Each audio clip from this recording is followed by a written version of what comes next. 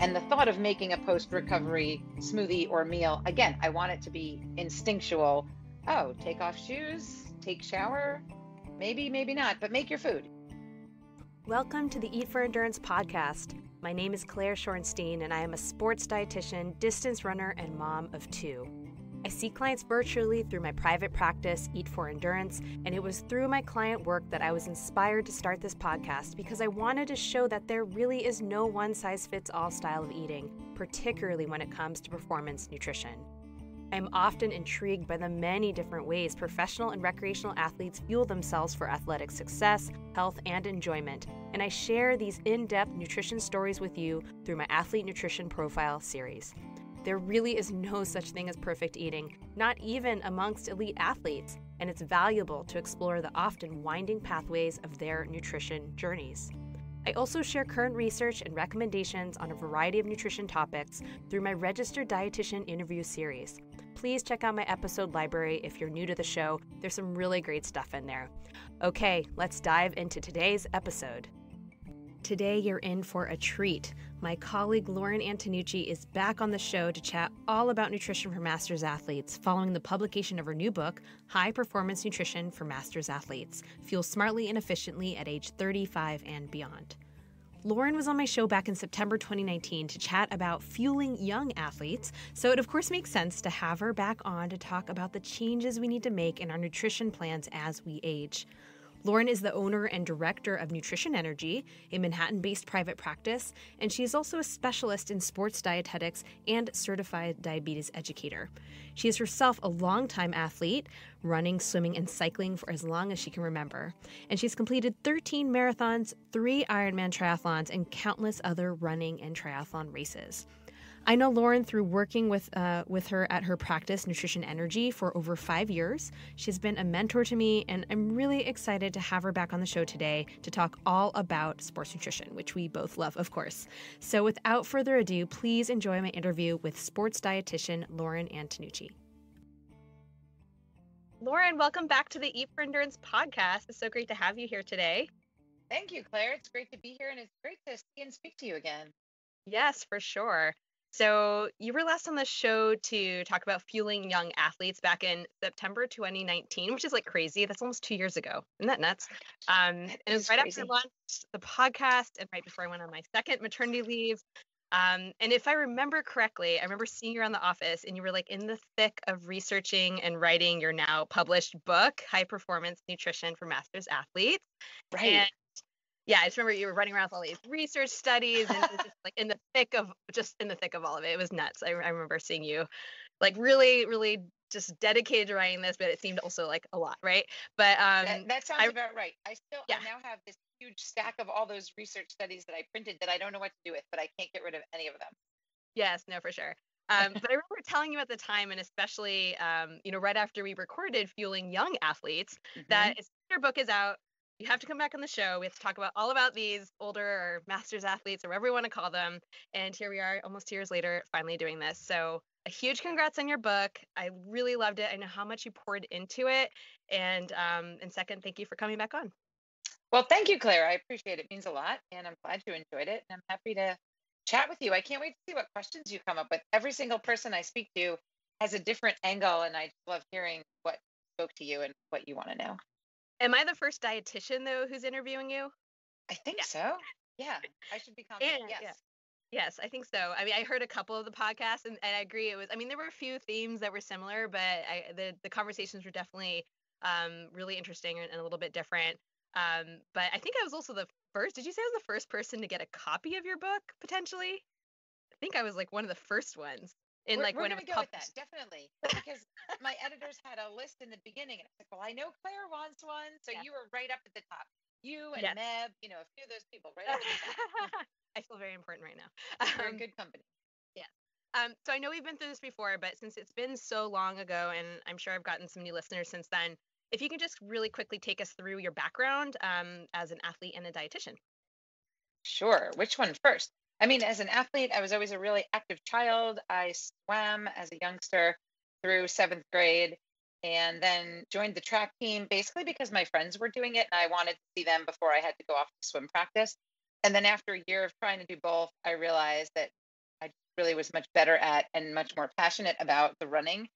And that's been the end of that. So I was 12 when I joined the middle school track team. My coach at the time, or one of my two coaches, Coach Pete Fleury, I got to interview for the book, which is full circle, super fun. I ran for 4 years, cross country and track at Binghamton, so 4 years of college. And fun fact, they got a new track while we were there, so we all had course records for a short amount of time. So that was Nice. fun. I'm sure they're all long gone now. And then right after college, I started doing, well, actually, senior year of college, coach knew, we ran off and did a marathon. And then I started doing marathons. And then I really got into triathlons. Since then, it's been, um, a round and about of running and triathlons and momming and kid raising. And so you know how that goes. Oh, yeah. In terms of my For life sure. as a dietitian, I've always been a science person. I was always interested in medicine and health and performance and athletics. And so was sort of studying those kinds of things in college. Ended up with a biopsychology, or called psychobiology degree, which makes us sound like we're crazy, which maybe we are. So that was my undergrad degree. And then I went to Berkeley, did a fellowship there in nutritional biochemistry, where we studied exactly what that sounds like, human metabolism, the gut. Super amazing experience there. And then I finished off at NYU with my master's in clinical nutrition, and then did a couple of years working in a hospital to get my feet wet, make sure I felt confident that I knew the ins and outs of anything I would ever encounter, and got to work with a wide range of people there. And then started my own practice in 2003 with a huge focus on few things, one of which is clearly sports nutrition. Yes. Another one is working with people with type 1 and type 2 diabetes. And then, of course, as you know, and we'll go into at some point, launches into eating disorders, and then a whole host of others. Awesome. Thank you for sharing that. All right, let's get into today's topic now, master's athlete nutrition. It's a really, really massive topic. And I mean, there's a reason your book is over 200 pages long, right? And, just to kind of start things off on a somewhat general note, I have first a comment and then a question. So my comment is that even though this book is for master's athletes, and you, of course, address that with very specific information and recommendations for master's Mm-hmm. athletes where the science supports it, but, it also really reads as a comprehensive, well-researched nutrition resource that, I mean, it's essentially a culmination of your experience as a sports dietitian, and you've had tons and tons of experience. And really, I think that this is something that everyone of all ages could benefit from reading. I'm a master's athlete myself. I'm almost 40, but I really could see my younger self reading and learning so much from this. And I was kind of just reading through it, and there's so much just kind of just general sports nutrition information in there that is so useful. So yeah, so I think I mean, it's an awesome book. And, I was just reading through it. I'm like, there's so much knowledge in here, so much information. And yeah, I don't know. That's kind of how my takeaway from it as just a whole. That's just kind Well, of a thank general you, comment. Claire. And yes, I agree. I had someone very early on say, I'm a master's athlete, and can I get it for my son? He's only 28. I was like, well, yes. And in each chapter, you read all of it up to the part where it says, then your needs as a master's athlete are, and he can skip that part until he's a little older, or he can read it as a preview, but it should really have something for everyone. Of course, the focus is master's athletes. There are so many of us in sport, 35 and older, that want to continue, and there hasn't been as much of a focus in research, although I did find piles of it. It took a little longer to find them, and in a book like this. But yes, thank you. I appreciate that. And now for my question. So part Mhm. of the title of your book is Fuel Smartly and Efficiently at Age 35 and Beyond. Now, I know, and you've talked about this in other podcasts, you did not come up with the definition of master's athlete as being 35 or older. Correct. That's just something that's out there. I know, I don't think I discovered that I was a master's athlete at 35, or maybe I did, but I've definitely been in this group for a while. But, this really addresses such a massive span of time in one's life, like 35 up Mhm. until 70s, 80s, 90s, however long we're lucky enough to be active. And, so many things change in terms of our physiology, and you do a wonderful job of breaking that down in your early chapters. But, when it comes to the nutrition side of things, I'm just kind of curious about how you felt about addressing such a huge chunk of time in one's life. Hmm. just in the process of researching and writing the book, if you ever felt a need to kind of break things down further when giving nutrition recommendations across so many decades, if you had a kind of target reader in mind, like did you maybe think, oh, well, most of my readers will probably be in this span of, I don't know, I'm just kind of curious how you felt about that. It's a great question. This is fun already, Claire. Thank you. So I would say, no, I did not define the age 35 and above. I took that from a whole bunch of other places, and that's just the number we were given as masters athletes. I'm with you. I didn't realize I was one until I signed up for a race, and then I got a text on my phone at the end saying, like, come collect your award for the masters athlete winner. And I'm like, wait, a what? Like, I don't know how to feel about that. I guess I should be happy. Um, so I will say I am, maybe from my swimming background, I'm a just jump in or dive in feet first and figure it out when you get in the pool kind of person. So I said yes to the book. I didn't know how much depth and breadth of research I would find. And I was just really excited to get back to granting myself the time to read it, whatever that science was. So I wrote a broad outline of the topics I thought would be important to cover. And then I basically answered those questions that you're asking as I went through the research. So if there were, I suppose, if I had found, which I did not, a huge breadth of research saying 40-year-olds this, 50-year-olds this, 60 years old that, I would have had some decisions to make in terms of, is this 1,000-page book, which nobody wants to read? Is it Sure. 4 books, or what do I do? I didn't find that. So, you know, I felt lucky when I found a study on 70-plus-year-old athletes who can increase muscle mass, but I didn't find 20 of those for every decade. So it just came down to what's available in the research. Let's read and disseminate all of that, put it in one place so that, as dietitians, especially sports dietitians, half of what we do is, you know, read all the myths, see what's going on, and then help people clear all those cobwebs and decide what to do. So that's kind of what I felt like I was doing here. And any research that I found, I kept, I'm a big fan of carbs and fueling with carbs, and we've had these conversations for years. Yep. But I went into the research on the other side going, okay, can I find anything? Like, if I find anything, it's going in here. So if there was some little bit, I put it in. But of course, spoiler alert, carbs still win. We'll be talking more about carbs, don't worry. I'm sure. Yeah, no, for sure. I mean, I think we're so limited by what's out there in terms of the research, and it would be nice if we had just like this nice little collection of, studies that, again, across all these different decades that we can compare and contrast and put in there, but we don't always. So, so that was interesting to me. But as I was reading the title again, I was like, oh, that's a really long period of time. And things surely do. I mean, they do change. They change Hmm. dramatically, but we don't always have, the full range of studies to support everything. Um, And I think the good news on that Mm. is, as we all know, I mean, in working with clients will come in and say, I turned 40. Is my metabolism going to drop? Like, no, there's no magic thing that happens the day your 40th birthday. Like, don't look for the cliff to fall over. So I think it's all a continuum, right? I've been running yeah, since I was 12. I'm 46. Someone else might have started running when they were 40. They're going to have a much different trajectory at 50 than I will, right? I've been strength training for a really long time. I still have other friends that I'm trying to convince that they have to start strength training. So we're all in different places. I didn't stretch till I was 32, probably. I'm making that up, but yeah, way yeah, too long. So all of those things will factor in. So I think it's hard to say we'll never have a guideline that says at 60 this happens, of but course.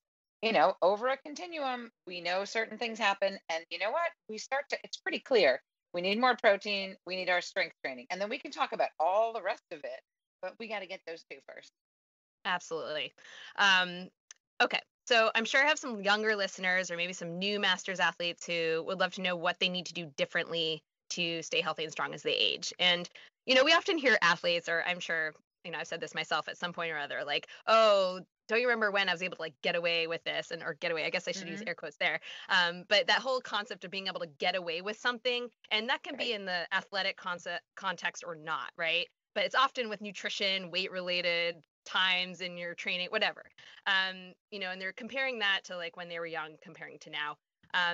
So obviously they need to read your book for all the very detailed recommendations, and you have tons of graphs and charts and whatnot with all like the numbers, right? But maybe it would be helpful just to start, if you can highlight the most important nutrition changes that we need to make as we get older and remain active. And again, this is not a magic number, like suddenly you turn 35 and, oh, masters athletes, we need all this different stuff. Again, your book very much has like this foundation of solid sports nutrition with some, important information on top of that that's specific to older runners or athletes generally. But yeah, maybe we can just kind of run through some of the really key, like broad stroke things that we're looking at here. Thank you. Yeah, and it is fun having this conversation with you as a dietitian. We always hear things that our clients say. I'm like, oh, I heard you say. So I heard you say that, and we've all done this, right? As an athlete, as a mom, as a person, like, oh, I can get away with this. I would say the longer you've been in a sport, right? Whether you've been in it for 20 years and you happen to be 32 and you're not a master's athlete, or you've been in it, you started at 40 and you're 60. The longer you've been doing something, the more it's time to start examining whatever you're saying to yourself, the I've been getting away with, because you're on borrowed time. So if I've been getting away with not stretching, I should probably start stretching before I hurt myself. Most of us don't. If you do, any of the listeners, kudos to them. They're ahead of me. I do stretch and foam roll now, but man, it took me a long time. We can say the same thing with some of the big things that even in the athlete interviews. I mean, I interviewed a host of amazing, beautiful humans, Olympians, marathon winners, and everything in between. And every single one of them had an I used to get away with this story. Yes. So Yes. a big one has to be paying attention to your post-workout. I'm going to go in reverse just because it's fun. Go for Paying it. attention to your post-workout nutrition. That is something that we hear all the time that people skip. And just because we've been working from home in a global pandemic doesn't mean that got any better. You would think I'm working 5 feet from my kitchen, or some people are a little further if they don't live in an apartment in New York City. But you would think, okay, I made this smoothie or I cooked some eggs. It took 3 minutes. Still, it's a really difficult thing for people. So I would say pay attention, whether you're 22, 42, or 62, or 82. You can probably easily find one thing that resonates with you as that's the thing I think I've been getting away with. Maybe I should do something about it now and see how it benefits me. So paying attention to that recovery nutrition has to be on the list, and we can go more into it if you want. And then we'll go to the other side, and it's the pre-workout nutrition has to come next.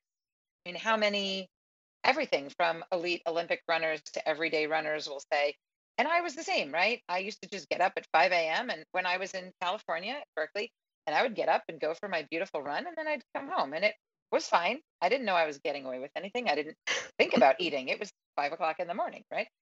And then at some point we read and we learn, or we see how maybe our blood sugars are changing, or we get into perimenopause for women, or we start not recovering as well, or something is happening. Muscles are sore and achy longer. Then we start looking into what do I do? And so I would say prioritizing pre-workout nutrition. If we had to say, rules for masters athletes to follow, please fuel your workouts. I'm sure we all do this all the time. Please fuel your Yes. workouts. How many times can we say that? It pays off in dividends. And I know, Claire, I'm preaching to the choir with you, but for anybody out here who needs to hear it over and over, that is definitely a place to work on. And as you and I know and tell people all the time, it is a trained skill. So don't expect that you can wake up at 5 a.m. hungry and ready to eat a banana and run. If you can, that's amazing. If you can't, that's totally normal. But you have to practice, just like no one wakes up being able to run a marathon. That's not the way it goes. You train very hard. So those are two things. Do you want me to keep going, or you want me to stop and move into more questions later? Well, yeah. Well, we're gonna dig into like the details of both kind of like post-workout protein and kind of pre-workout, a few details there in a little bit. But I guess maybe it would be helpful for listeners. I know for myself, and when I work with clients, I often like talking about the why. And I like people to understand why it's important, rather than me just being like, do this. Like some people don't care about the why, and they're just like, just tell me what to do. But other people are really curious, and I think it becomes more meaningful when we understand the why. So, I mean, if it's too overly complicated, but if you can break it down into nothing too complicated as to the why. Why is it so important as we're older to focus more on these two areas? I think we can break most of this down to one very simple concept, maybe two or three, but I'll start with one. Get us going with science, and we can go forever. Yes. But I would say the most fundamental difference is that we require more protein after a workout. We require more protein in total throughout our day. Um, the amount that we can that's bioavailable that we can use and absorb from each amount of protein that we take in goes down, and our needs go up. So knowing that, if we are interested in maintaining our muscle, repairing our muscle, maintaining our power, maintaining our strength, which then feeds literally into maintaining metabolic rate, maintaining, again, speed and performance. If we are interested in any of those things, which I assume, unless they found your podcast by accident, haven't realized everyone listening is interested in those things, Yes. um, then we need to think about fueling before and after, and taking in more protein. And each of those things will hit a little bit of a different nuance. Maybe a little bit of protein before a workout helps for a little bit of a different reason. For fueling, taking in carbs before is going to help us spare muscle protein so that we don't have to repair as much. And then so we can go into each stage of that. But the biggest overriding thing is, if you want to maintain your power, your strength, your muscle, your metabolic rate, we've got to fuel better, and it's totally worth it. Absolutely. Yeah, and I think especially as we get older and you hear clients complain about weight gain and yeah, more, just struggling to kind of, again, justify, air quotes, justify eating, and they want to save calories for later. And, we both work with clients all the time trying to convince them to eat before, eat during, not Hmm. fasting, all that stuff. It can seem counterintuitive, that whole concept of eating more, or kind of investing, which I know you've spoken a lot about. Hmm. But really, it is an investment that's well worth it. So, and I know for myself, even like reading through the protein recommendations, your book, and just kind of, I mean, they always talk about doctors not being like their best patients and all that stuff. Like, I know myself, sometimes I'm like paying attention to my kids and paying attention to my clients, and as I've gotten older, like, I don't always pay attention to protein, and I know I need more. So I'm like, I know for myself, at least, that's one thing I'm still working on. I know you can relate. You don't always, I've heard you talk For about, like, sure. you don't always love meats and you don't always love these things. Like, I'm kind of like, I don't know. Sometimes I'm into it, sometimes not. But it's, yeah, it's definitely a challenge, and it's definitely really important. So awesome. The whole 100%. and the And whole and, I think it's go good ahead. for people to know that, just because we're both dietitians and just because I wrote this book doesn't mean everything in there comes easy to either of us either. And Yeah, doesn't mean it's totally. always perfect. We are both still humans, right? So that's the case. We each just pick and choose. Again, at my age, which sounds weird saying it like that, but and still having goals to be an endurance athlete and to be competitive in triathlon and running and to just feel good doing it, I will prioritize eating protein just because I need it. And Yeah, I know some athletes really struggle with that. I mean, I even have elite and Olympic level athletes like, but I don't want it. I'm like, okay, but do you want to win? Or, do you want yeah. to get that qualifying time? So Hmm. sometimes we have to talk ourselves into it, but again, we can keep saying it's always worth it. But that's why we do this, because we know it's. No, for sure. So do you feel like those are the two biggest nutrition mistakes that athletes make as they get older, that not getting enough protein in to meet their increased needs, as both athletes and older humans, and also fasting before workouts? Are there other things that you often see? I would say those, and then of course the recovery, because we get busy Yeah. and who knows what Yeah. happens. But again, once we get into a good habit, I always say it's like brushing your teeth. Anybody who remembers being a child hating brushing your teeth or has children in their life will know the agony of getting a 2-year-old to brush their teeth. And at Oh some yeah. point in our lives, hopefully it becomes a thing you do that doesn't require any thought, and twice a day you brush your teeth. And so the idea is food should be more fun than brushing your teeth, but the thought of brushing your teeth doesn't occur to you, you just do it. And the thought of making a post recovery smoothie or meal, again, I want it to be instinctual. Oh, take off shoes, take shower, maybe not, but make your food, So get Yeah. that prioritized. Hydration, I guess, would be the other thing, because I mean, when you read the list of changes in terms of thirst response, it's one of those where you're like, oh no, we're doomed. Like our concentration of urine changes, our sweat rate changes, our thirst response decreases. It sounds like, how the heck will we ever stay hydrated? And the answer just is acknowledging that, hey, you know what? If I thought I could listen to my thirst when I was 20 or 30, maybe I could. Maybe I was a little dehydrated then. I don't know. But as we get older, our thirst response is less reliable. And when we get dehydrated, it's going to take us longer to recover. So again, we're not interested in any of those problem spots. So we do have to pay attention. And that was a theme throughout, I would say, the 70 and 80-year-old athletes that I interviewed in the book. They didn't have any of this sports nutrition, right? Like Hmm. nobody served anything on the course. And then Coach Fleury was talking about, yeah, first time I did a 100 miler, there were pretzels and M&Ms. It's like, well, yeah, now there are pretzels and M&Ms plus 14 other things on that, Yeah. right? He only had pretzels and M&Ms.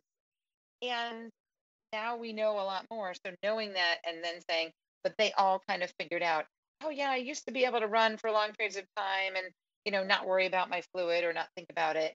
I really noticed I don't recover as well, or I'll suffer for 3 days. I think just the damage is longer and it takes us longer to recover from or bounce back from anything. Hmm. Hmm. So again, the more we can proactively do something instead of waiting for a problem, Yeah. the with better. something as highly variable and individualized as hydration, maybe we can just spend a few moments here, um because I don't think I'm gonna ask another question about it. So I had it on my list, but I was focusing more on other things. But yeah, so maybe we can just spend a moment here and talk about hydration and how we're able to kind of deal with the fact that our body is not always reliable, right? You Right. often hear people say, "Oh, listen to your body," or even as dietitians, we say, "Listen to our body." But there are times, as we both know, as sports dietitians, that you just need to get yourself to do something and you may not Yes. want to, and it's just what you have to do. um, Yes. so how do you kind of go about, of course we have the sweat rate, but our sweat test, I mean, um, Hmm. but yeah, how do you go about kind of helping athletes learn this whole process of how to hydrate themselves optimally? Yeah. So first we talk about sweat, which to other people sounds weird. To us sounds totally normal. Yeah. Like how often do you walk down the street and ask someone, how much do you sweat? Like that's kind of weird. But in our world, we want to know if I'm running with a bunch of other people, do I sweat a lot more or a lot less than them?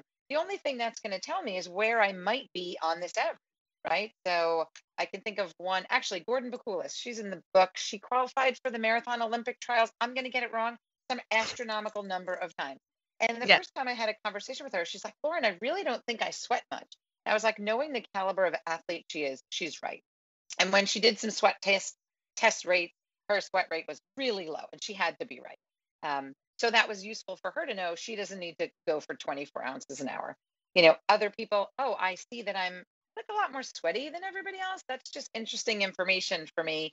And I'm probably on the higher end because you're right. The range of sweat intake and the range of amount of sodium in sweat, when you see them on a piece of paper, it's not helpful because it's such a wide range, right? Yeah.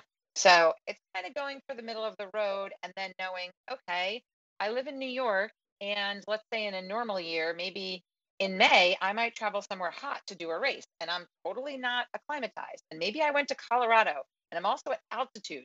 So, man, are my sweat rate and sweat needs and hydration needs higher? Like, that's a good place to be. So, I'm not going to ask myself if I'm thirsty, but I'm hydrating. I'm drinking electrolyte beverages as soon as I land or probably on the plane. You know, I'm taking my pace easy, but I'm increasing my fluid just because I know I need it. Those kinds of things can help as we get older, just kind of checking in on your sweat rate with these sweat tests. And so for people who aren't familiar, it would be you check your weight either naked or in as little clothing as possible. So there's no sweat on your clothing later. You're going to check before you run, you're going to check after you run. And then there's a quick calculation. We can link to it somewhere if you want. So people don't have to scramble to write it Yeah. down Yeah. while they're running or doing whatever they're doing. Um, and so you can do a quick calculation to see how much you sweat and do a couple of those and then get an idea. And then you kind of know, oh, wow, I drink this one tiny little handheld 8-ounce bottle on my 2-hour run. And I think I'm doing a great job. But my sweat test thing said I sweat 24 ounces an hour.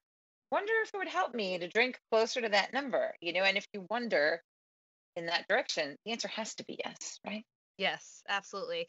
And I'm sure you get this question next, because whenever I'm trying to get my clients to drink more, or even your clients, because I know sometimes we share clients, to drink more, we're always like, but Claire, now I'm peeing all the time. I'm peeing when I Ah, run, I'm peeing all the time. I don't want to pee during the race. how do we I mean, if you're in the water, just pee on the bike, whatever. But if you're running and you don't want to pee your pants, so how do we talk to those runners about the importance of hydration when they don't want to be peeing every 2 seconds? Right. So two important points, and I love that you said the word "pee" like 14 times in a sentence. Um, if you want to normalize something, just saying the word. I heard There that you go. on a different female medical topic yesterday. So we're going to just put that aside. But it was kind of funny. So when we think about hydration and yes, peeing, urinating, whatever we want to call it, if someone is urinating super frequently, every 30 minutes in their normal life, every hour in their normal life, or every 30 to 60 minutes on a run or a bike ride, or whatever else you might be doing that lasts a long enough period of time that you would have to go multiple times, we want to address that because that person is probably not benefiting from drinking the fluid. So there's where we would recommend adding electrolytes to the water because we're just not holding on to the water. So we can have a dehydrated athlete who's drinking 2 water bottles an hour, which is more than we'd ever recommend, and sweating like crazy and peeing every 30 minutes, and this is doing them no good. So if someone is really drinking a lot, peeing a lot, 99% of the time, it's probably a fair estimate, they need more salt. So we need to Mm, find a way to get in some sports drinks and get in some salt. And maybe we need to, this time of year, New York, it's getting pretty humid here. So I'm already running into that. You know what? Sometimes when I come back from my long run or long bike ride, I'm really thirsty and we need to add electrolytes afterwards too, unless you're eating pickles or salting your eggs or something. So it's really just making sure you match those up. And every once in a while, we get someone who drinks too much because, if we can do too little of something, someone can do too much of something. So every once in a while, that's it, but much less likely. yeah, exactly. And I think people misunderstand hydration and think, oh, my pee is like light yellow or clear. I must be hydrated. But that doesn't always mean that, Right. especially if they're low on salt and they're doing all this workout stuff. Awesome. All right. So let's move on. I have a question that's more it's interesting more from a dietitian perspective, because as dietitians it's obviously really important for us to stay up to date with the ever-changing research, and sometimes that means changing our recommendations as a result, which is a huge positive because it shows that we as professionals are continuing to learn and grow, right? But I know many RDs, I mean myself included, struggle to keep up with all of the relevant studies that are out there and that are Hmm. perpetually coming, which is great, but just with work and family and everything else going on. So, personally speaking, I was really excited to read your book, knowing how much time you poured into like really deep diving into the research, and I know how much you enjoy doing that. Um, so my question, I was just kind of curious to know what you learned, or maybe found the most interesting or surprising while Hmm. researching this book. And especially since you have so many years of experience as a dietitian and you're an athlete as well. Yeah, I was wondering if like kind of any of your own nutrition beliefs or recommendations changed as a result of the book writing process at all. Good question. So, I mean, I think the theme really out of this whole thing, the biggest theme is really on the protein. Mm, And I mean, I started running, what year would that have been? I don't know. I was 12. So a ridiculously long time ago. yeah. And I'm not going to try to do the math on air. I could probably figure it out. Um, so in the late 80s into 90s, and I was high school and college, we were carb all the time, carb, right? What did I eat in high school and college before a race? Waffles, pancakes, pasta, bananas, granola bars. What did we eat after? The same thing. Did we eat the meat in the dining hall? No, it was gross. Did we survive? Yes. Was that ideal? No. So I kind of just kept going from there.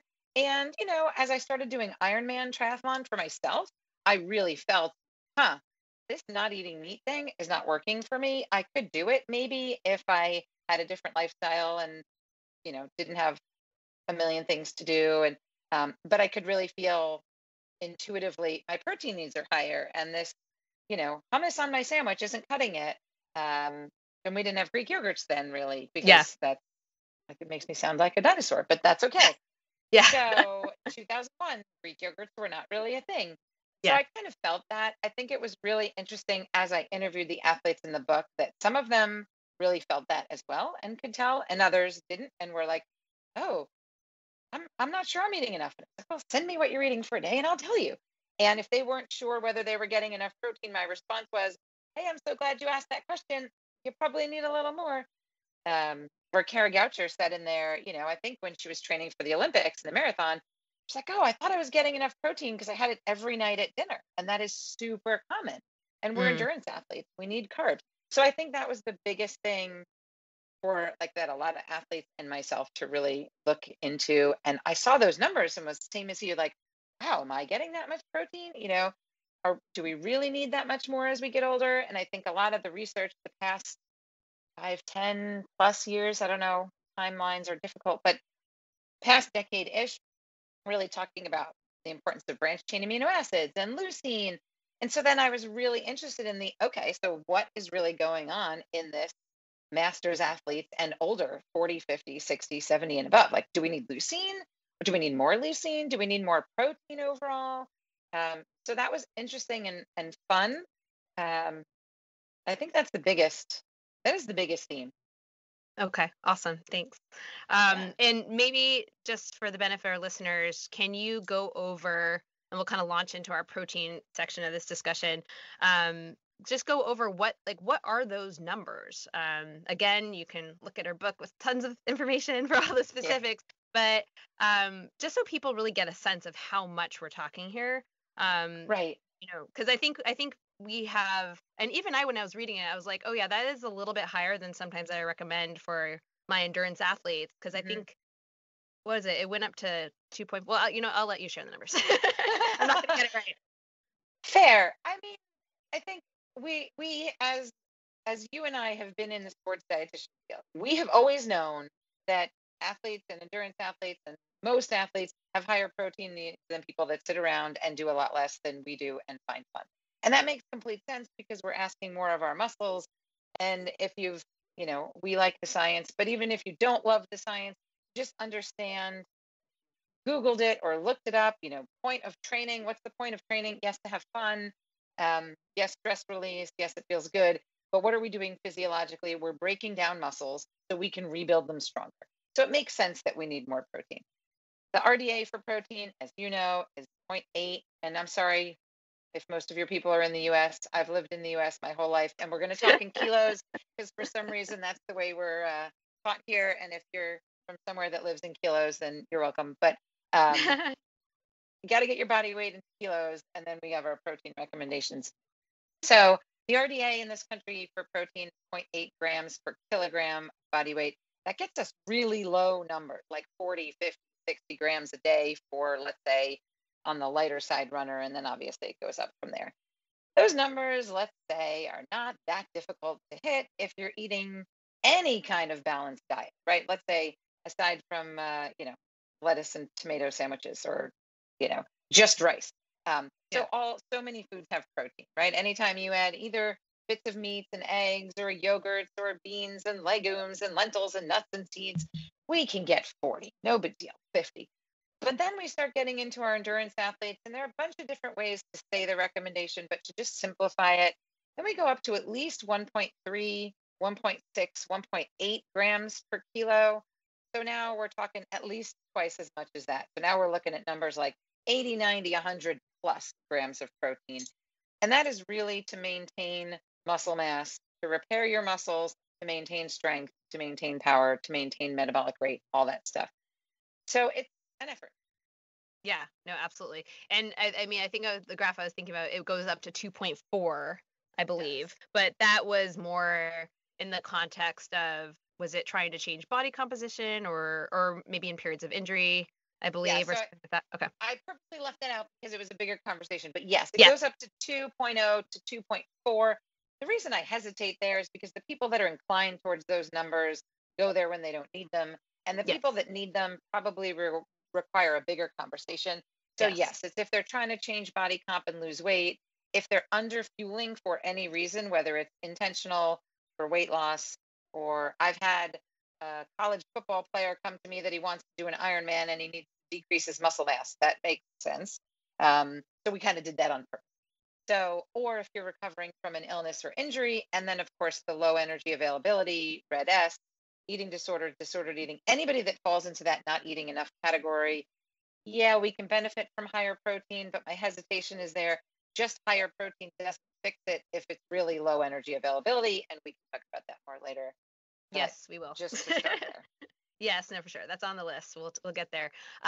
Just to touch on further on, because I mean, I know it's a big topic, but that whole idea of, changing body composition and weight loss and all of that, because we get it so often. I mean, what would you say percentage wise clients coming to you have some sort of weight loss or body composition change goal? It's a good question. Do you have That any stats for changes all the that? time. I mean, earlier in my career, what would that be? I don't know. If you said 10 years ago, way more percentage. But the more that I'm dealing with athletes that may already realize they have a troubled relationship with food, or they're coming to me because they've had a few stress fractures, they may already realize they're in a low Mm, energy availability state. So that skews my answer to this question. yeah, I would yeah. say for athletes that don't know they're in a low energy availability state or are not, I've had coaches recommend a professional triathlete come to me to try to qualify for Kona to lose 10 pounds. And we've looked at her and her power is super high. And I was like, we've got to go back to your coach and tell him that makes no sense. We have to focus Mm, on fueling you. You're putting out 350 watts on the bike that day. And yeah. you want to run strong. We just need to fuel. So I do get that. But again, I'm in a different position that I think the percentage answer you would get from someone else might be high. Sure. Sure, sure, Um, sure. but for me, it's a mix. Yeah, yeah. Are you ever working with clients kind of working in those higher protein ranges to achieve certain body composition goals or weight loss goals at this point? Yes.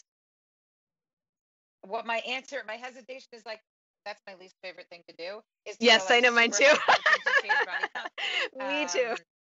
So I will say I do not really work with um, fitness competition athletes looking for those aesthetic changes Right. there. I'm really performance health driven. I find that much more rewarding. There are other dietitians that do that work, Yeah. and that is great.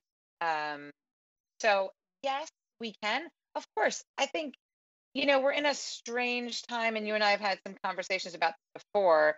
Like, are dietitians allowed to talk about weight loss? And the answer has to be yes. But Yep. we need to talk about it from a well rounded, thoughtful place. So if someone comes to us for weight loss and it's really contraindicated, and either their power is so high, like that woman, it made no sense, it wasn't going to help her, Mhm. or the weight is already in a good range, but they're under fueling, and fueling better makes so much more sense, then that's where we go. If someone comes to me and says arbitrarily, I'm 5'4", I'm 200 pounds, I signed up for a triathlon, can I lose weight while training? If that is part of their goal, I think, who am I to say that's not okay, as long as Yeah. it's, within their health goals. So it's an interesting time to talk about that. But I think where I stand on that is each person should decide their own goals. And then our job is to help them figure out, hey, are they really healthy? Are they in line? Are we willing to help you get there because these make sense? And then just help people reach their goals. Well said. No, I agree 100%. I know we've talked about this offline before, because there's lots of stuff floating around right now on this topic. And I mean, I agree. It definitely is performance health and health first, above all things, and also recognizing that weight isn't everything. But Hmm. because this is, your book is about masters athletes, and I mean, it's really all athletes, but so much that connection is made with weight, and you do address weight and weight loss and body composition in your book. I can't remember all the specifics, but it is brought up at various points, because Hmm. if you didn't address that, that would be a little strained, I think, for Hmm. for a dietitian to not address it at all. But it is a tricky topic, so Yeah. I just wanted to touch on that. And I think Oh, the way I mhm, chose to address it, which is in line with kind of the way I am and live and practice with my clients, is from a very thoughtful but scientific and practical perspective. So I think the research is very clear. There's no best diet for everyone. And if someone wants to achieve weight loss, the only way I want to engage in that process is from a healthy way, where we're not doing anything that's overly restrictive, that makes us miserable, that gets us injured. And I mean, again, the science is really clear that any eating pattern can be followed to achieve weight loss as long as it's meeting your needs and is something you want to do. So this is why, like, I could never do keto. That's not my style of eating. I don't recommend it as a dietitian anyway, but other people like that. They gravitate towards it. So I think from there, and we have to land from a health perspective from decreasing public burden diseases and all the things that those are the things that run in our family that we hope not to get. How I describe those, Yes. the heart disease, the diabetes, the high cholesterol. Um, we have to eat a wide variety of plants. We need lots of fruits and vegetables. We'd be great to eat beans and oats and nuts and seeds, and that's never going to change, right? So Yeah. those kinds of things are always the way to go. And then you get to eat a lot of amazing, delicious food, and then we can play with it. Yeah. No, absolutely. Um, kind of going back to protein for a second before we wrap up the Mhm. protein piece. So pre-workout protein, we often focus on carbs, right? Yes. But we need protein as well, and not Uh-huh. as much as we need the carbs. But Uh-huh. you speak in the book, and we just as dietitians talk about this as needing some protein as well, along with the carbohydrates before. So maybe we can just briefly talk about this because I think the carb piece is often understood, but Hmm. not necessarily the protein. If, for instance, someone doesn't have time to eat and digest a whole balanced meal, and they're really Hmm. just grabbing something that's or pure carbohydrate or mostly carbohydrate. So maybe you can just briefly touch on, how much we're generally aiming to take in and why is it so important? Yeah, great question. So I think the big revelation there is protein is important for all athletes, and we no longer classify athletes by sport in terms of nutrition. It's not that the people in the gym lifting weights need protein and those crazy runners out there need carbs. That's 1980 talk. It's not right. It didn't Yeah. serve anybody well. We all need all of it, and we should all be friends. So that's great. And the resistance training people should probably do some cardio, and we people need to get in the gym. And so just to say it's important before a resistance training workout or any tempo or interval or long endurance training, anything that's going to tax your muscle. So I'll walk with my daughter around the block. No, I don't need any protein because I'm not going to require any muscle protein damage, right? There's nothing happening there. I'm enjoying a walk with my daughter or my mother. Doesn't matter, whoever I'm walking. Mm. If I'm doing something that's strenuous, that I might be sore, that I know is taxing, where there will be some degree of muscle protein breakdown, or I'm trying to get stronger, or do hill repeats, or sprints, or lifting, or CrossFit workout, or climbing, whether in the gym or outside, and there's going to be some soreness, then I know I better think about my muscles. And so getting in some carbs before is going to fuel the workout for all of those athletes, which is going to allow us to put forth our best effort and energy and hit those high end performance, those high end VO2 max targets, whatever sport we are. And then getting in a little bit of protein before, maybe 8 to 10 grams. Maybe we lean more towards branched chain amino acids, but maybe we just start by getting in an egg or a yogurt or whatever it is will benefit us again, all because then you have free amino acids. So you have the tiny little building blocks of protein that you've eaten that can now circulate around in your bloodstream. They can start going and repairing muscle damage even before you're done and before you get home and stop sweating. So you're kind of getting a jump start on your recovery, which helps muscle protein synthesis afterwards. There are also plenty of studies, and I feel like this last year we've all talked about immunity and immune response a lot, and Mm. it's really important. And in athletes, it's always been important, but I'll jump on that. We see better immune responses if we give what we call substrate, but normal people call food, a little carbs and protein before a workout. We also see better mood during, we see lower percent RPE, so rate of perceived exertion. So there are a whole host of why we want to take in and definitely the carbs, but start adding in a little bit of protein.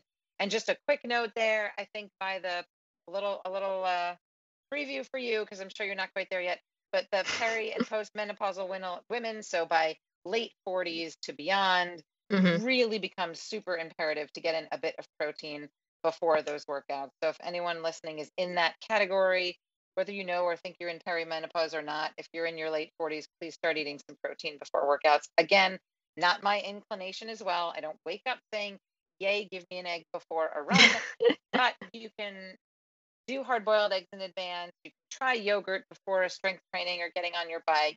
Do what you need to do. Make it in a shake. Just make it part of your routine. It'll make a huge. Absolutely. Thank you.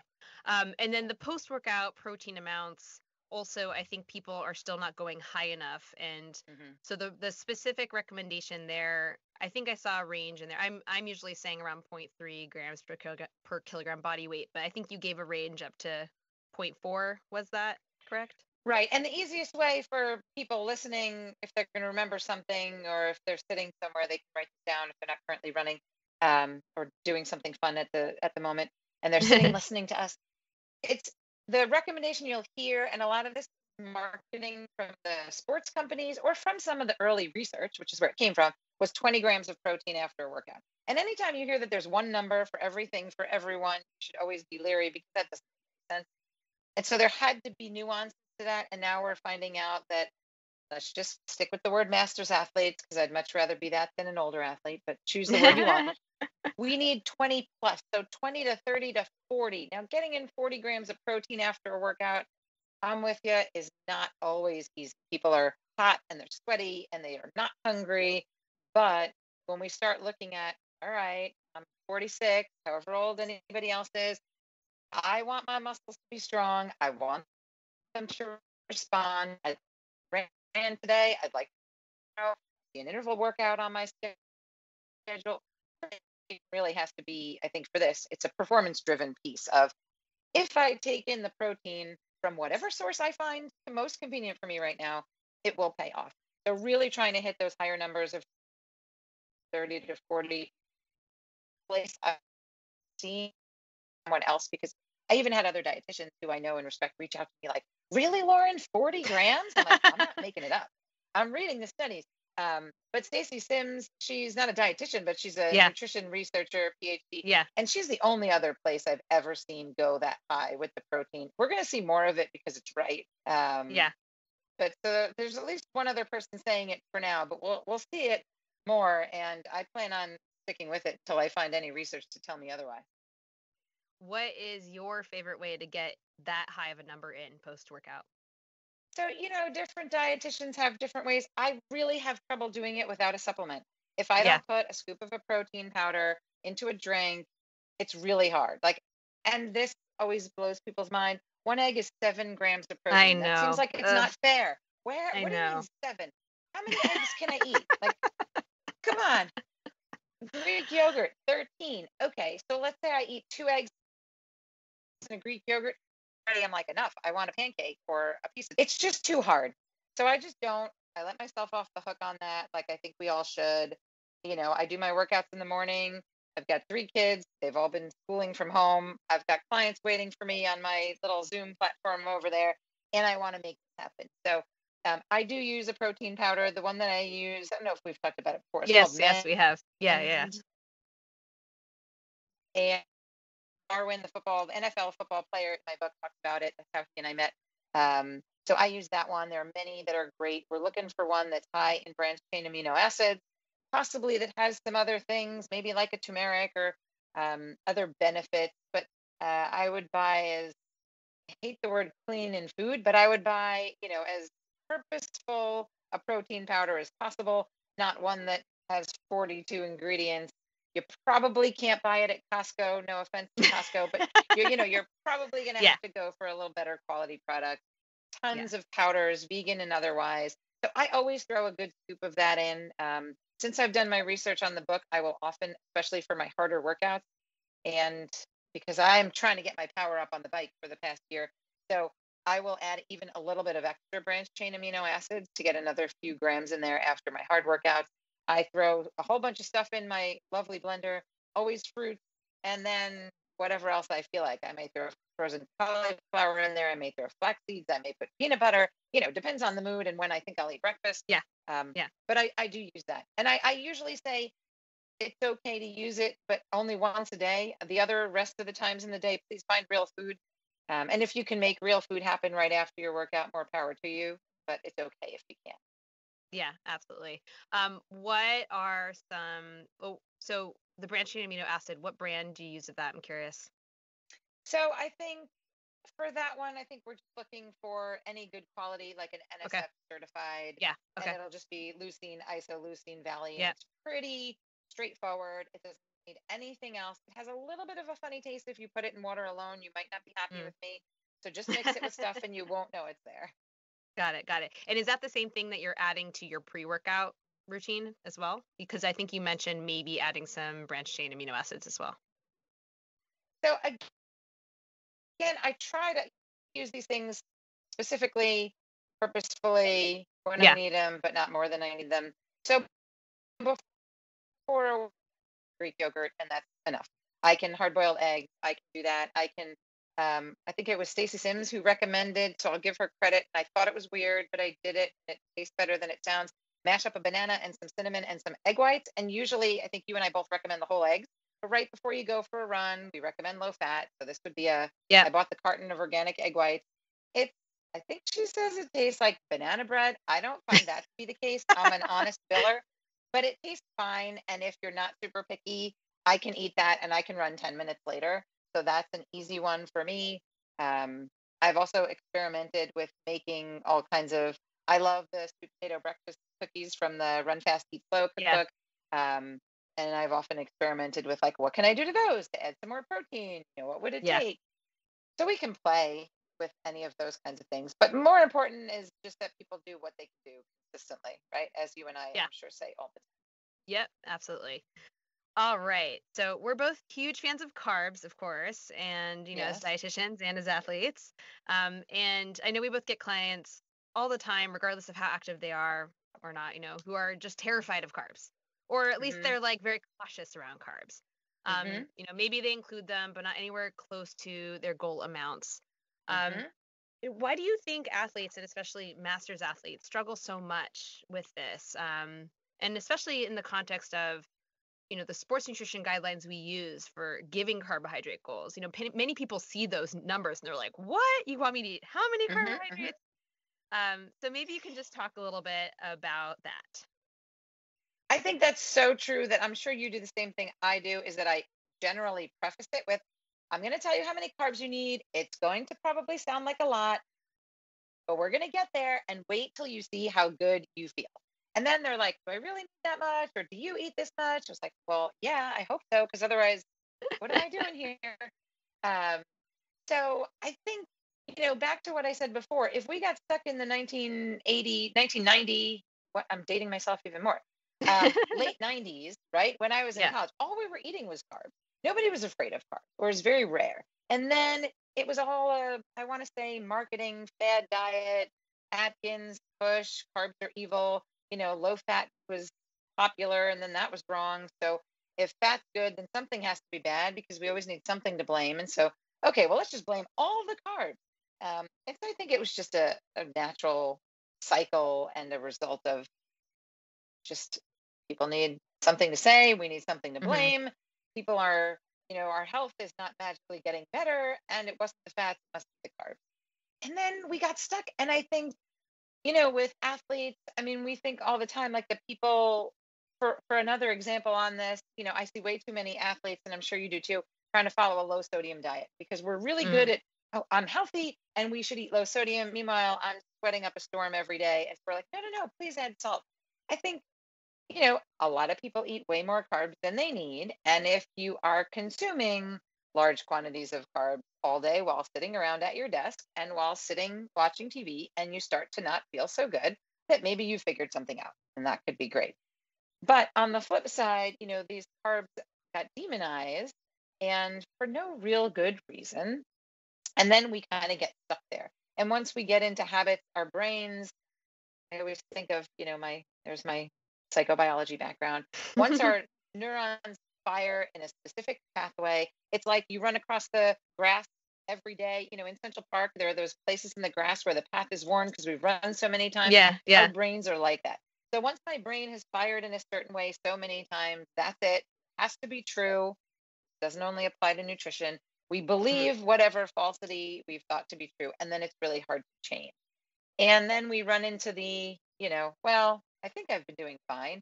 So I think it's fun to help people realize that, what, their life can be more fun, their runs can be better, their mood can be better, their energy can be better.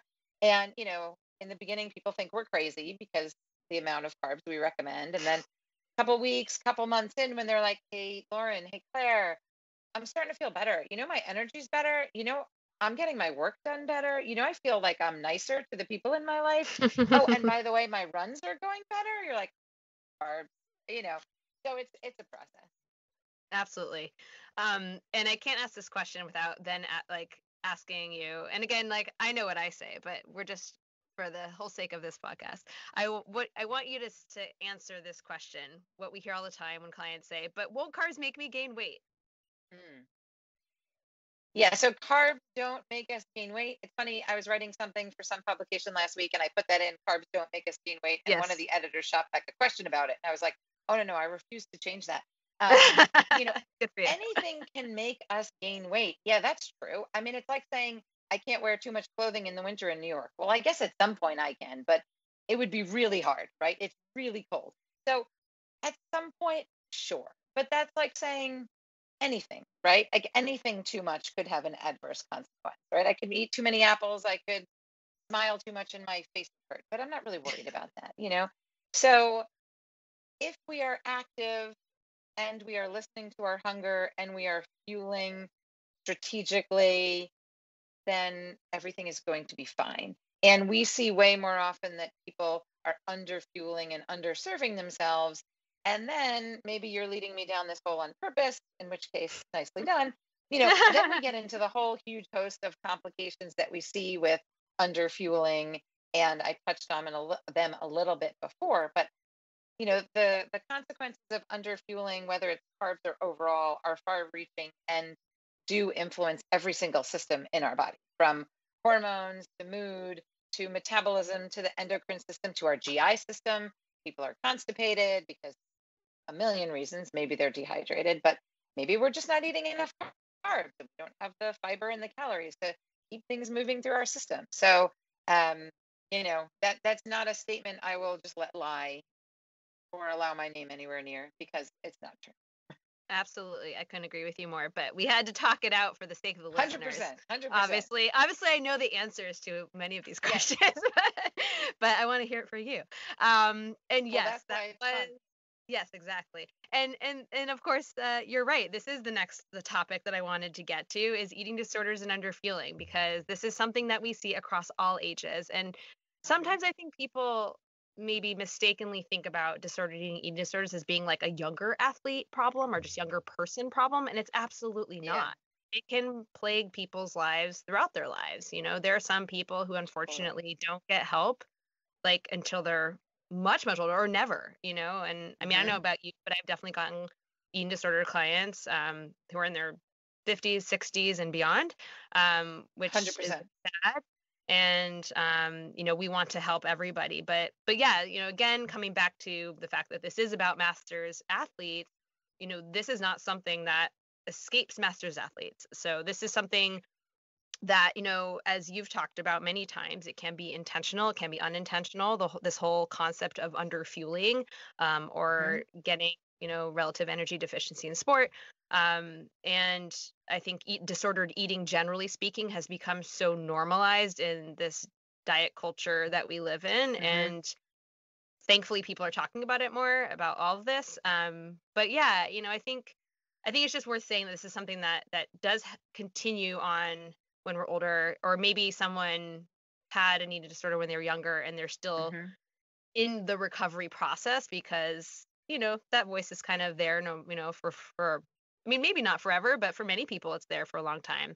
So yeah, it's just Hmm. kind of, maybe you can talk a little bit about this topic. Again, I know this is a big one, so we don't need to go over everything, but this wouldn't be a complete conversation without touching on underfueling and disordered eating. 100%. So much to unpack there. All great stuff. I mean, the first thing I would say is yes, if stereotypically, I mean, I remember before eating disorders was on my radar in high school, we watched the Karen Carpenter story. I don't know if you know who that is. Mm. And so we watched the story. Everyone should watch the Karen Carpenter story. I don't know. We watched it in health class in like 1992. So I don't know where you find it, but beautiful, amazing singer struggled with an eating disorder. So that was my first introduction.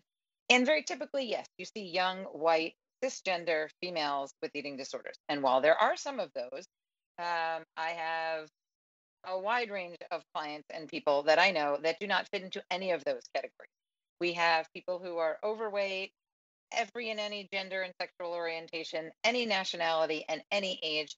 And the biggest problem there is the longer one has had an eating disorder or disordered eating, the more health consequences there are.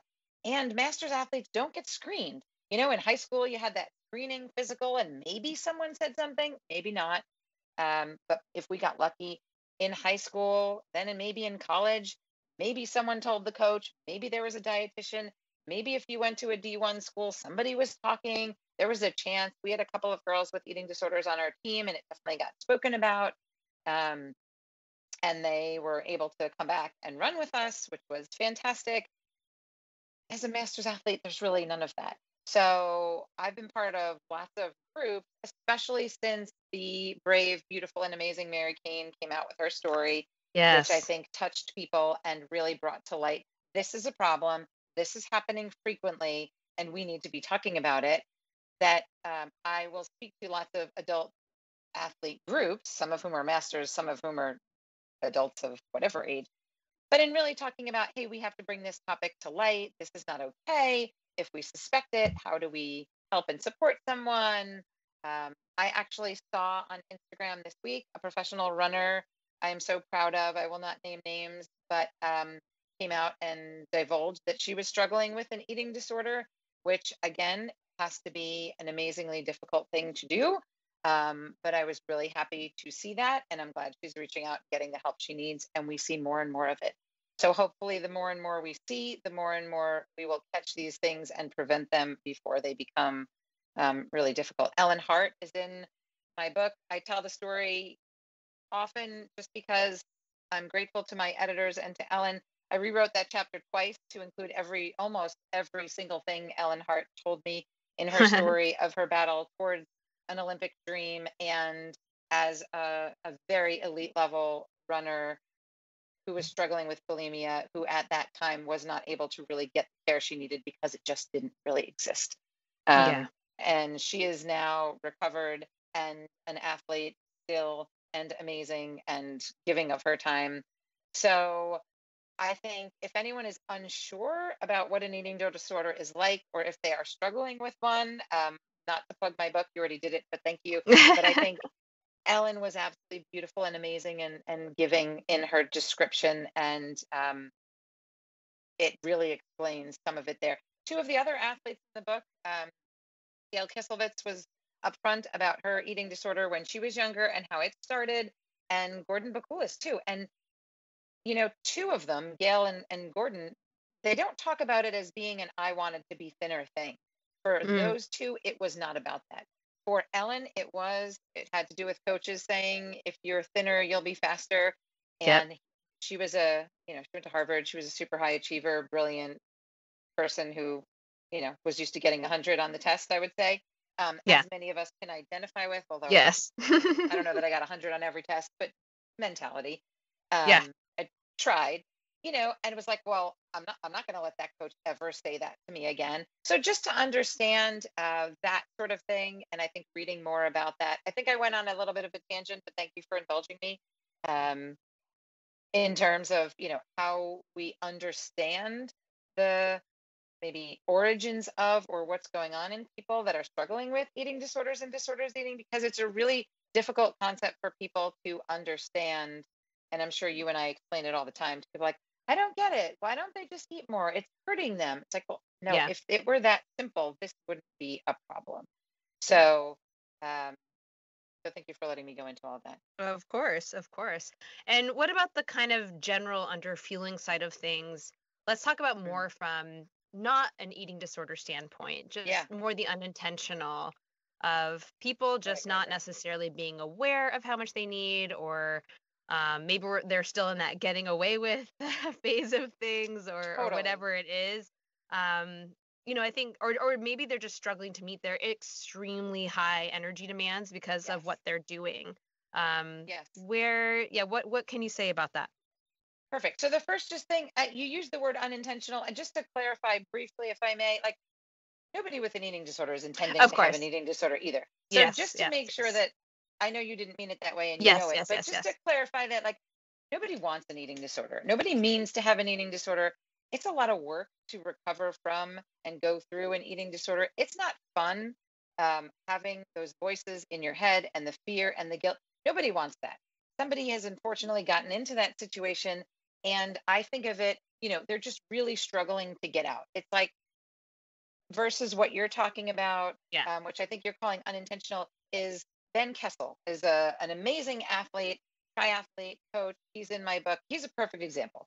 Hmm. So he came to me in some year or other training for an Ironman, really high caliber athlete, training really well. And he's like, I'm just not recovering well. Lauren, what's going on? I'm like, man, it sounds like you're not eating enough. We tested his metabolic rate. His metabolic rate was high.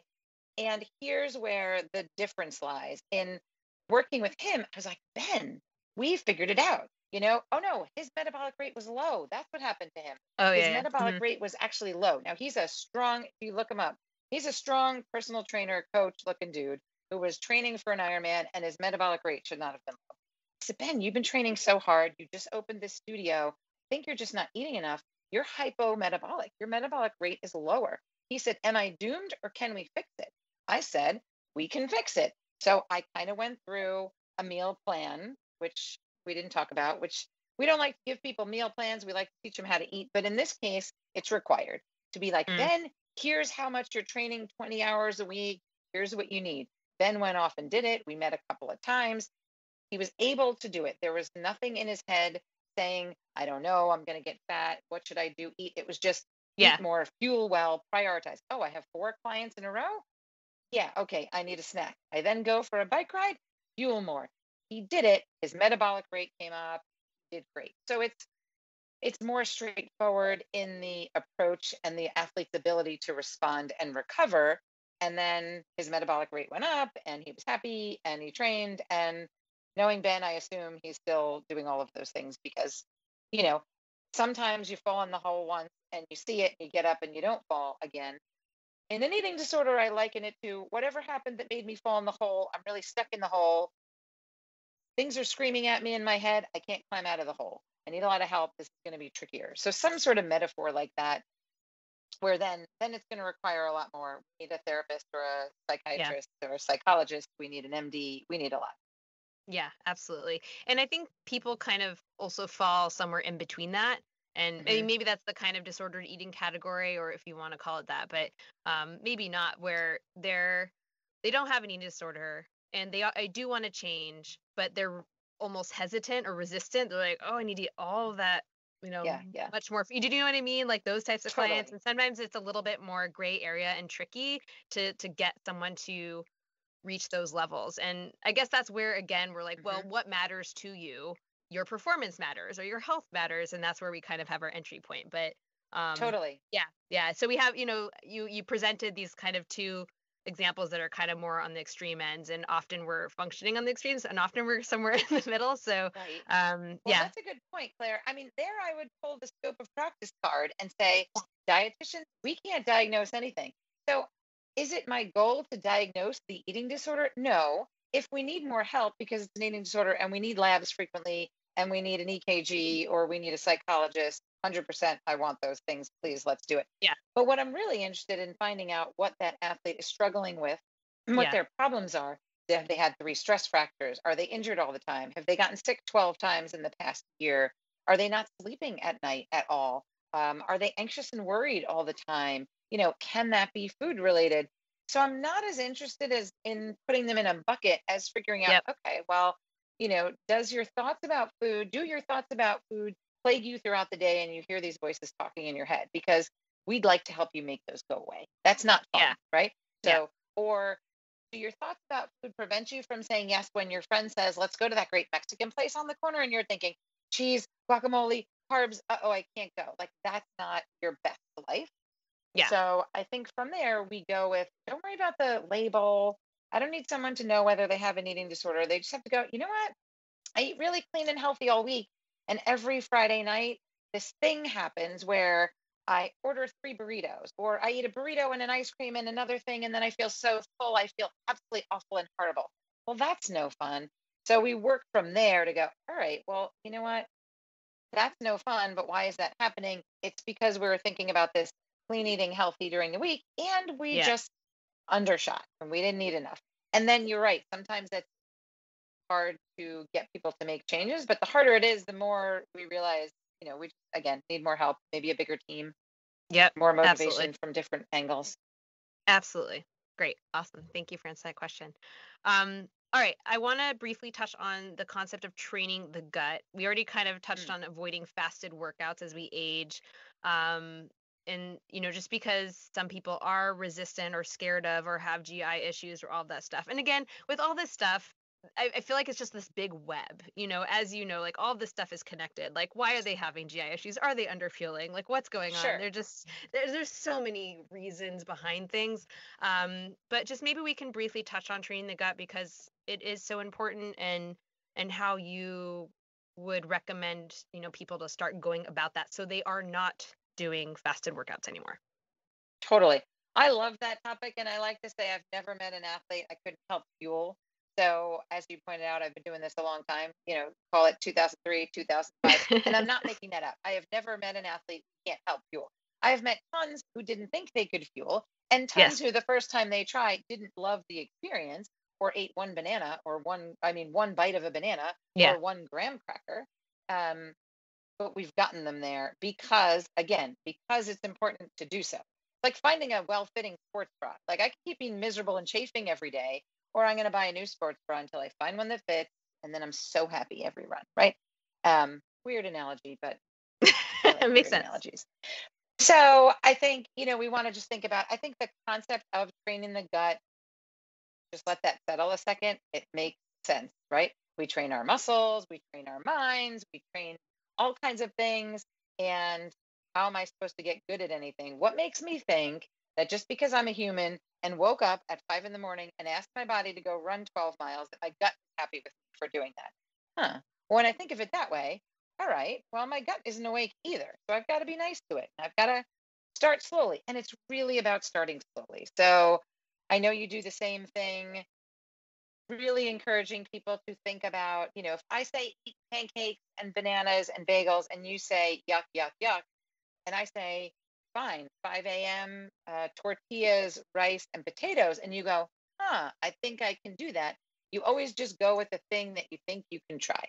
And if you don't think you can try anything, just like someone who says they don't like any exercise, well, then just pick one and find a way to make Do it fun. it.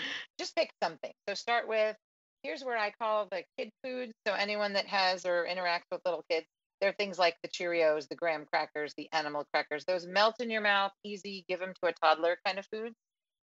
If you don't have kids in your life, ask anyone who does. They'll hand you boxes of these kinds of foods. Um, those are so easy to eat. So a couple of handfuls of Cheerios. If anyone listening to this podcast, here's a challenge, cannot eat and goes and buys Cheerios or Trader Joe's or I don't really care. Don't buy a high protein or a high fiber cereal. All bets are off.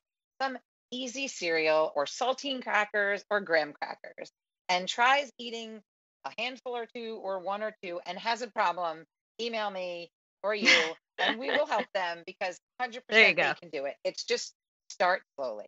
You and I both you do ultras, I've done marathons and Ironman. The amount of food that I've trained myself to eat before and then benefit from having on board is not something I could do the first time I ran a marathon. I don't even know what I ate the first time, probably some sort of bread product, but we get used to it and you practice it. And for races that start late, we encourage people, eat in a couple of stages. So 100% trainable, just like running a marathon is. Absolutely. And I know I've trained my gut like tremendously over the years. I Mhm. mean, I used to have the most sensitive stomach ever, and eating food before terrified me, but I like would do it, but I would like do it like 3.5 hours, 4 hours before the start of a marathon because my first marathon experience was so horrendous with GI stuff.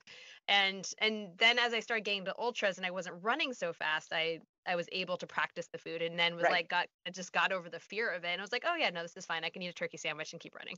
Like this is fine. Ultra runners But get yeah. really, really good at it. And non-ultra Yeah. runners, they don't understand. Like, what are you talking about? You can eat a half a cheeseburger, a piece of pizza. I remember crewing for my husband at the JFK, and you know, there was a pancake breakfast at a firehouse, and I brought them pancakes and eggs, and they kept running. So Yeah.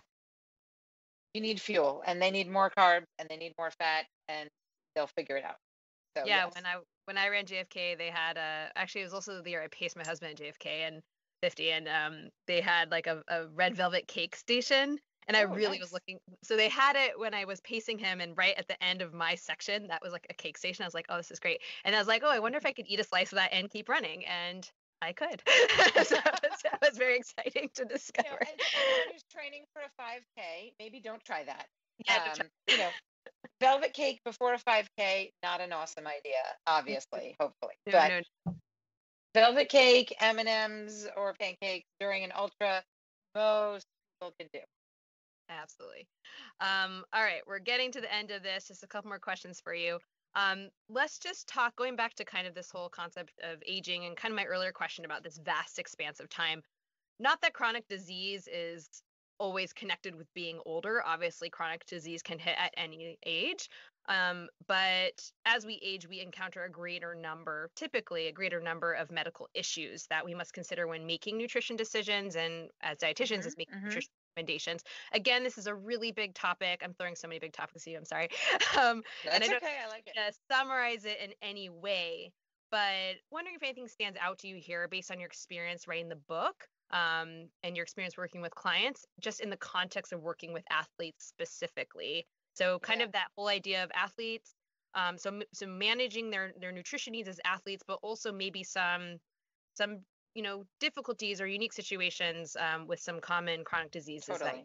encounter. Totally. So immediately, Tony Claudino, who was an elite soccer player turned triathlete, who I interviewed in here, comes to mind, and countless other pictures of people, clients' faces are popping into my brain of people who I helped first as a marathoner, a triathlete, a soccer player, a tennis player, something. And then I get an email or a phone call a few years later, or at some point, or maybe we're still working together on the first thing. And then they go, can you also help me with this thing? My doctor just told me. And very often the next words are something like, my cholesterol's high or my lipids are out of whack. Not as much diabetes in that active of a population, but I do see some of it if it's a really strong genetic component. Not as much hypertension. We really don't see that much in the athletic population, but every once in a while. But the cholesterol lipid thing. And so Hmm. then the answer is 100% yes. And then the good news is, by the way, I've been weaving in some things that are going to help us with this to any conversation we can. So they're going to sound familiar.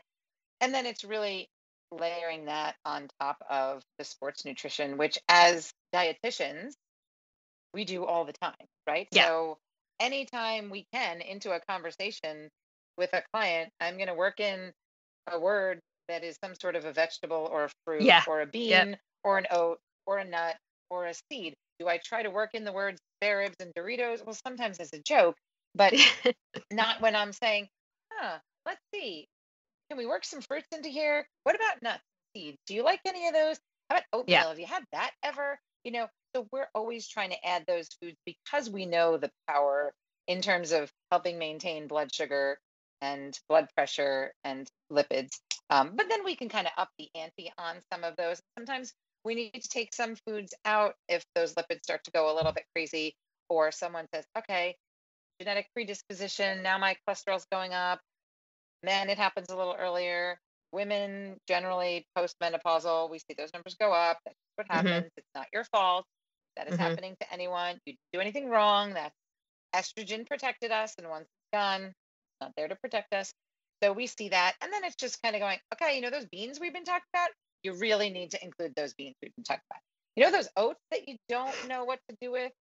Let's talk about 4 recipes and ways to incorporate those. yeah, So it's just being very practical about including those foods. And most athletes, I would say, especially masters athletes, are very happy about that because one, there's something proactive that we can do, and we're doers. We're not sit around complacent watchers. yeah. And two, they're healthy foods that you pretty much knew were healthy and you thought you were supposed to be eating anyway. So now we just have another reason to eat. Yeah, absolutely. And I think it all comes back to that whole idea, and you mentioned this earlier, of there is no one diet for everybody, Hmm. but equally, the things that we're always recommending, like eat plant foods, basically, and Hmm. eat other things as well. But but it's kind of, there's always this common theme of that general kind of healthy balanced diet that we're often recommending, Hmm. and that is what comes into play with obviously the individualization happening within working with somebody, or someone can figure out for themselves what they like and what they enjoy and all of that. For But sure. yeah, I mean, just like there isn't necessarily like a diabetic diet per se, or a high Hmm. cholesterol, defeating diet or whatever you want to call it, it kind of comes back to this, grounded in this just general healthy eating stuff that we recommend as dietitians. So awesome. Yeah, I was just curious if there's anything else you kind of came across in your research or in writing the book, or any considerations you had. But yeah, No, I but a have. lot of the master Sorry. athletes were figuring it out. They were like, Yeah. I used to eat cornflakes every day Yeah. while I was training for, let's say my NCAA championship or my Olympic gold medal. Again, they were 22 or maybe 31. And then like at some point I thought, was it Stephen England or was it Paul? I'm gonna have to look this up. One of them Yeah. said, at some point I realized I should eat a more grown-up breakfast, I think was Yes. how he put it, which was hysterical. And so then he was like, okay, I feel like, then I moved to oatmeal or porridge or muesli. And it was like, yeah, at some point you have to start thinking about those kinds of things. Or I think it was Polly DeMille. It was like 10 years ago, if you asked me I had a vegetable today, I wouldn't know. Now I make sure I know that I've had some vegetables today. And she's, a scientist, very brilliant person, PhD plus nurse. And so, it wasn't on our radar until it was. So I Yeah. think a lot of people will intuitively know those things should be on our radar. And so we're just here to remind them. Yeah, and again, I think that can get filed under that like things we got away with when we were younger, Yeah. like in bucket. All right, one last thing. One thing I really loved were your 26 athlete spotlight interviews that you interspersed throughout the book. They're woven in so beautifully into the various topics. They added so much kind of fun and flavor, and just it was a really interesting read. So I really like that.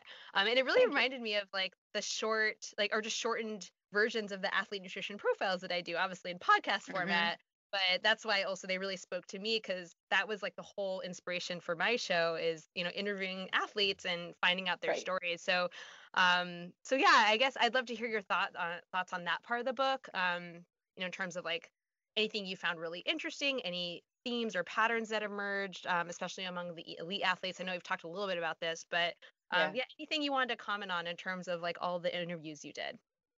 So when I agreed to write this book, I was asked to write it, which I was honored and overwhelmed at the same time. I think we knew each other back then. Like, Hmm. oh my gosh, I want to say yes. I'd love to write this book. And I have 3 kids who need me, and I'm running a business. And will my head explode? But I was so excited, and luckily came home to a very supportive husband when I was like, I don't think I have time. He's like, but you seem really excited. Sort of the same thing when you say, I want to sign up for this race, but can we make it happen? And, someone sees that you're so excited. So that's what it was. And then in speaking to the editor, I was like, okay, before I say yes, let's make sure I can have a timeline that gives me enough time to write this book. Of course, I wasn't sure how long I needed, but let's be reasonable. And then I said, I don't want this to just be me reading research and talking, because even though I can write a lot or talk a lot, that didn't sound as fun. And so Yeah. if I agree to do this, can I please interview athletes, and I will find amazing athletes to put in here. And I want to weave their stories in so that every time I say something and a reader is going, should I believe Lauren, or does this make sense? Or do I really have to do what Lauren says? Then Meb Keflezighi jumps in. You're like, well, maybe Yes. I should listen to Meb. Or, maybe Dina Kester is doing it. So maybe this makes some sense. So I will then say, having been in the sports nutrition field for a long time already at that point, right? More than 15 years, and having written for Triathlete Magazine and New York Road Runners and a whole host of other things, I was so fortunate that as I started asking and reaching out to people, like, does anyone know Dina Castor? It turned out that I had worked with a woman on some articles, and she's like, I'm her publicist. I'm like, you are amazing. Please ask Dina. And Dina said Awesome. yes. Um, so, and I know you've interviewed Meb as well. Like, a Yeah. more generous human does not exist on this planet. Yes. He's so lovely. So I was just so thrilled and honored. And I knew some of them, like Meb or Ryan Hall. I had some questions I wanted to ask, but they all went in directions that I didn't know. I mean, did I think Dina Castor was going to talk about how making chocolate chip cookies with your daughter or eating cake at a birthday party and giving yourself beautiful food fuels you better than if you just eat some dumb food you put on a plate and didn't pay attention to. She didn't call it dumb, but it's like, oh my gosh, if I could possibly love Dina Castor more than I ever did before, Yeah. the way she spoke about it was beautiful. So I think the themes were just that some athletes were really intuitive, like Dina, and figured out what she needed. And when she got to the Olympic Training Center and they were like, we have to see what you're eating, she said, sure, what do I need? And they're like, oh, you're actually already eating, you know, tons of calories and you're getting everything right. It was like, well, of course she is, because you hear the way she just talked about this beautiful food. And Yes. others, like Ryan Hall, were very forthcoming with the fact that, they followed a very prescriptive nutrition plan. And he was, again, very open and honest about that and how it was really hard for him. And that in between or after a marathon, he was also, his mood wasn't the same, or he was craving really sugary foods, or if he didn't eat more and allow himself to gain weight in between due to some preconceived notion that I have to be a certain weight, that he would get injured and not make it to the start line. Or, I feel like my heart went out to him when he said, I think if I had listened to my hunger and eaten more, my career could have been longer. Yeah. Now, Ryan Hall couldn't have had a better career, right? He Yeah. didn't need any more accolades or any more wins, but just to hear that and say, well, he's doing fine now. He's got an amazing wife, 3 beautiful kids. He's super strong. His life worked out great. But to hear those kinds of things and say, there's where we can jump in, or more people talking about this can jump in. Yeah. And there's where nobody should come in and say, you need 3 ounces of protein and should not eat any more, right? That did him a disservice. Yeah. So they were all just absolutely amazing. Awesome. Was there anyone that you wish you had interviewed and didn't get a chance to interview? Oh no, I feel like that's a big opportunity that I might miss. Or was there anyone like you just didn't have the connection, or you didn't think, I don't know, anyone, like what are names that you would have added to that list?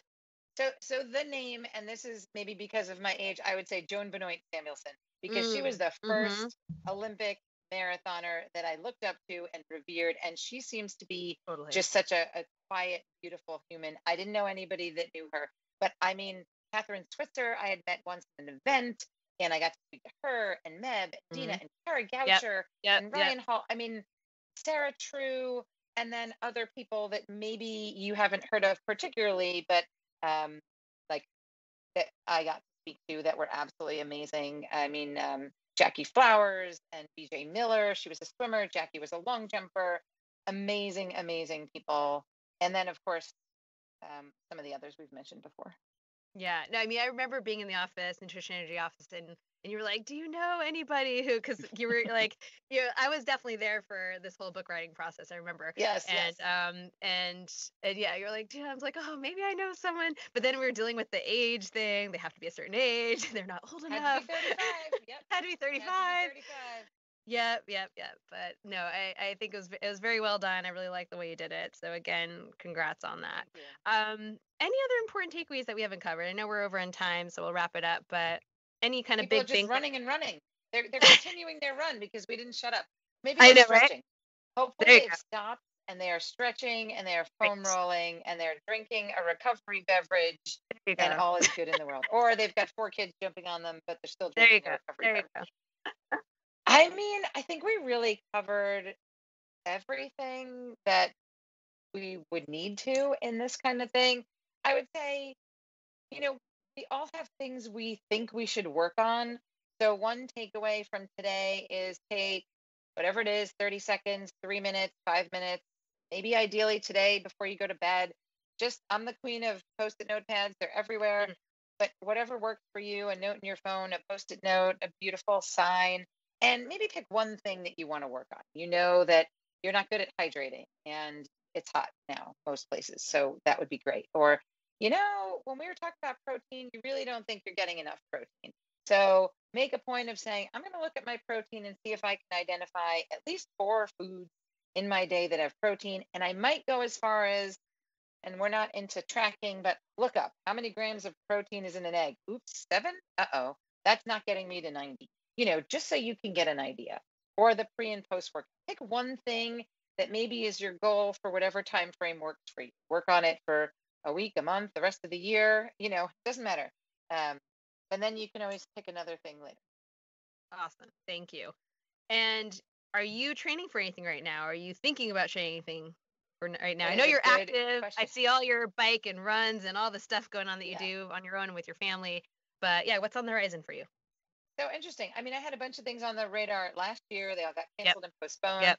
So, as I said before, I'm a swimmer turned runner. And then there's this big long bike thing that happens in the middle of the triathlon that I've been working on. This year in the pandemic, I have really taken that opportunity to focus on. I bought a new bike trainer and I've been working Nice. on my bike gearing and power and not being lazy on the downhill because I'm really good at hammering on an uphill, but you get me on the downhill. And Coach Kane will be very proud of me for saying that because I realize that is my weakness, downhills. So I'm doing the SOS Cape Cod this fall, which was pushed Fun. from last spring. So it's a bike, run, swim, run, swim, run, swim kind of event. Um, and then the rest of the summer, I haven't signed up for anything yet, but I'm just in those conversations with Jonathan Kane, who is coaching me. I've had him on board since I trained for that beloved and dreaded Alcatraz race, which was amazing. Yes. Yes. Um, so I'm trying to figure out what I want to do, and I need to sign up for a few more things. But I've really just been enjoying training and watching, again, not a cyclist, really looking at power on the bike and getting better at something that I haven't done since I was 12, like the swimming and Awesome. the running.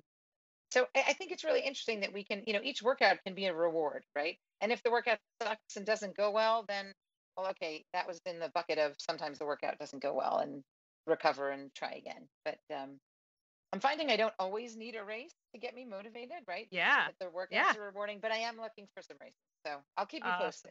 Awesome. Awesome. Yeah, I'm running my first race in God since I was pregnant with Isla, I guess, so a while ago. I'm Yeah. running a half trail marathon this weekend with my husband, so that should be fun. Oh, that will be And fun. yeah, and we're looking to do something big. I'm turning 40 in September, and we're looking to do something kind of big for that. I guess I don't know, like a my first ultra in a long time or something. I haven't done a marathon since 2016, so we'll see. I don't We know. can talk Not sure yet. offline. For Yeah. my 40th, my husband said, "What do you want to do?" Because that was a good question. And I said, Yeah. "I want to do an endurance event that I don't have to train in any particular way, but Yes. we can go somewhere and have a great time." And he nailed it. He signed us up for it was one of those Canadian Rockies trail runs, and it Oh, was the heli cool. run. So heli like copter. So what Yeah. was supposed to happen is one of us was supposed to run 13.1 miles straight up and Yeah. take the helicopter down. And then we Yeah. were a tag team. The second one was supposed to take the helicopter up and run down. He was going Oh, to let wow. me choose. But when I heard that we had to carry bear spray for the Oh, God. entire thing, I refused to run by myself Ah, and said he had to ask the race if we could both run in the same direction. And can we please run up? Because I much prefer it. And we met another couple who was actually going for their anniversary doing the exact same thing oh, because how she didn't funny. want to run. So I would look into that series. It was in the Canadian Rockies. It was gorgeous. It was Oh, amazing. awesome. And Oh, we that only sounds ran up. fun. Yeah, there you go. Yeah, I don't know if I'd rather run up or down. Probably up too. I think I'm with you Oh, there. God. Awesome. Well, Yeah. thank you, Lauren, so much for your time. You're so generous with your time. I really appreciate it. And it's always fun chatting all things You're nutrition welcome. with you, which we usually do offline, not recording, but it's fun to record. And again, huge congrats on your book. You totally nailed Thank you. it. It's amazing. And I'm sure you feel very proud of yourself, but I'm proud of you too. It's really awesome accomplishment. You're so sweet. I don't know how I feel. It's like one of those things. You just do it, it's done. I'm Yeah. like, so glad it's out there. I mean, I'm happy I did it. But thank you. I really appreciate it. And especially coming from someone like you, that means a lot. So, yes. And thank you for plugging it. It is called High Performance Nutrition for Masters Athletes. And my name is Lauren Antonucci. People can look it up on Amazon or through the Human Kinetics site. And if people are looking for more information, I actually was just, I put out a newsletter with my Yep. company every Yep. month and actually was just putting final touches on this month's feature newsletter article. If people want to sign up, we email you one time per month. So it should be exciting, not annoying, only once a month. And this month, the article main focus is going to be on the ins and outs and the dealing with and treatment and recovery from red S in sport. And Oh, then we'll nice. also have some fun and put some recipes and talk about summer barbecues and eating in there too. And on Instagram, I am at Nutrition Energy. So if anyone wants to interact with me on there, I find that fun. So post questions, ask things. It's a fun Yeah. way to meet people on there and be able to reach people that we don't get to see. Awesome. And I'll link to everything. I'll link to your, Instagram and to website and to the book, of course. So thank you again, Lauren. Thank you, So great Claire. chatting This as was great. always. Yeah. That wraps up today's show with Lauren Antonucci. Again, thank you, Lauren, so much for being so generous with your time. We covered a lot of information, and I hope you all enjoyed it. I certainly did. Again, I'll link to her great book that you should all check out. I'll link to her Instagram and website so you guys can get in touch if you wish. And in the meantime, I always ask you guys to rate and review my show. Please subscribe to it if you'd like. Lots of good stuff for you to check out. Until next time, have a good one.